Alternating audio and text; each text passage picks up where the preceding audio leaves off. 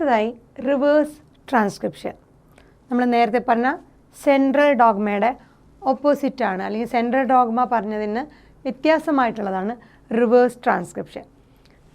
So 1970 നേരത്തെ പറഞ്ഞ central ഡോഗ്മയ്ക്ക് ഒരു മോഡിഫിക്കേഷൻ, നമ്മൾ പറഞ്ഞ യൂണി ഡയറക്ഷണൽ ജനറ്റിക് ഇൻഫർമേഷനാണ് സെൻട്രൽ ഡോഗ്മ പറഞ്ഞത്. DNA, മെസ്സഞ്ചർ RNA, അത് കഴിഞ്ഞത് പ്രോട്ടീനായിട്ട് മാറുന്നു. യൂണി ഡയറക്ഷണൽ ജനറ്റിക് ഇൻഫർമേഷനാണ്. സോ ഇൻഫർമേഷൻ എപ്പോഴും DNA-യിലാണ്. സോ ജനറ്റിക് മെറ്റീരിയൽ DNA ആണെന്നുണ്ടെങ്കിൽ അത് ഈ സെൻട്രൽ ഡോഗ്മ ഓക്കെയാണ്. സോ മോഡിഫിക്കേഷൻ ഓഫ് ഈ സെൻട്രൽ ഡോഗ്മ അത് found out in 1970 Temin and Baltimore ആണ്. ടെമിൻ ആൻഡ് ബാൾട്ടിമോർ ആണ് ഈ നേരത്തെ പറഞ്ഞ സെൻട്രൽ ഡോഗ്മയ്ക്ക് ഒരു മോഡിഫിക്കേഷൻ ഉണ്ട്. സോ ജനറ്റിക് മെറ്റീരിയൽ DNA അല്ലാത്ത ഓർഗാനിസത്തിൻ്റെ ബോഡിയിൽ എങ്ങനെയായിരിക്കും ഇത് നടക്കുക? അപ്പോൾ അതാണ് നമ്മൾ പറയുന്നത് വൈറസുകൾ. നമുക്കറിയാം വൈറസുകളിലെ ജനറ്റിക് മെറ്റീരിയൽ എന്താണ്? RNA ആണ്. സോ വൈറസുകളിൽ ഇൻഫർമേഷൻ എവിടെയായിരിക്കും ഉണ്ടാവുക? അവരുടെ ജനറ്റിക് മെറ്റീരിയൽ RNA-യിലാണ്. അപ്പോൾ നമ്മൾ നേരത്തെ പറഞ്ഞ DNA to RNA, RNA to protein എങ്ങനെ സംഭവിക്കും? ബിക്കോസ് DNA-ക്ക് മുമ്പ് തന്നെ അവരുടെ ആ DNA-ക്ക് പകരം അവരുടെ ജനറ്റിക് ഇൻഫർമേഷൻ ഇരിക്കുന്നത് തന്നെ RNA-യിലാണ്. സോ ട്യൂമർ വൈറസുകളിൽ അവരുടെ ഇൻഫർമേഷൻ ഇരിക്കുന്നത്, വൈറസുകളിലൊക്കെ ഇൻഫർമേഷൻ ഇരിക്കുന്ന ജനറ്റിക് മെറ്റീരിയലിൽ നിന്ന് RNA ആണ്. സോ ആ RNA എന്ത് ചെയ്യുന്നു?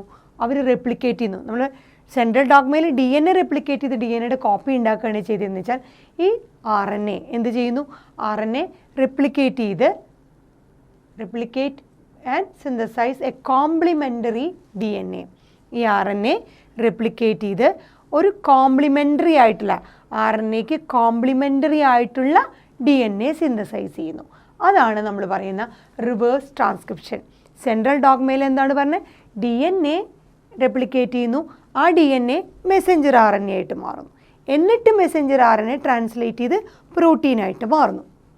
എന്നാൽ ഇവിടെ ഇൻഫർമേഷൻ ഇരിക്കുന്നത് തന്നെ വൈറസുകളിൽ എവിടെയാണ്? RNA-യിലാണ്. സോ RNA ആദ്യം റെപ്ലിക്കേറ്റ് ചെയ്യുന്നു. RNA റെപ്ലിക്കേറ്റ് ചെയ്ത് എന്തായിട്ട് മാറുന്നു? ഒരു കോംപ്ലിമെൻ്ററി DNA-യുടെ സ്ട്രാൻഡ് ഉണ്ടാക്കുകയാണ് ചെയ്യണത്. അപ്പോൾ അതിന് വിളിക്കുന്ന പേര് ട്രാൻസ്ക്രിപ്ഷൻ നേരെ ഓപ്പോസിറ്റ് അല്ലെങ്കിൽ റിവേഴ്സ് ആയിട്ട് നടക്കുന്നുണ്ട്, റിവേഴ്സ് ട്രാൻസ്ക്രിപ്ഷൻ. അപ്പോൾ നമ്മുടെ നേരത്തെ പറഞ്ഞ യൂണി ഡയറക്ഷനിൽ മാറി ബൈ ഡയറക്ഷനിലാവുകയാണ്. സോ DNA ആണ് നമ്മൾ നേരത്തെ പറഞ്ഞ സെൻട്രൽ ഡോഗ്മയിൽ ജനറ്റിക് മെറ്റീരിയലൊക്കെ അങ്ങനെയുള്ള ഓർഗാനിസത്തിൽ DNA, RNA, പ്രോട്ടീൻ. പക്ഷേ ഇവിടെ വൈറസുകളിൽ എന്ത് ചെയ്യുന്നു? RNA ആണ് ജനറ്റിക് മെറ്റീരിയൽ. സോ RNA എന്ത് ചെയ്യുന്നു? റെപ്ലിക്കേറ്റ് ചെയ്ത് അതിന് കോംപ്ലിമെൻ്ററി ആയിട്ടൊരു DNA സ്ട്രാൻഡ് ഉണ്ടാക്കുന്നു, പിന്നെ അത് RNA ആയിട്ട് മാറി പ്രോട്ടീനായിട്ട് മാറുന്നു. സോ അത് ബൈ ഡയറക്ഷനാണ്. ഇവിടെ ആരോ മാർക്ക് നമുക്ക് കാണാം, ഇങ്ങോട്ട് ആരോ മാർക്ക് ഇട്ടിട്ടുണ്ട്, ഇങ്ങോട്ടും ആരോ മാർക്ക് ഇട്ടുണ്ട്. സോ ജനറ്റിക് മെറ്റീരിയലിൻ്റെ RNA എന്ത് ചെയ്യുന്നു? റെപ്ലിക്കേറ്റ് ചെയ്ത് കോംപ്ലിമെൻ്ററി DNA സ്ട്രാൻഡ് ഉണ്ടാക്കി അത് അവസാനം ഈ സെൻട്രൽ ഡോഗ്മയുടെ നോർമൽ റൂട്ടിലൂടെ പോകുന്നു.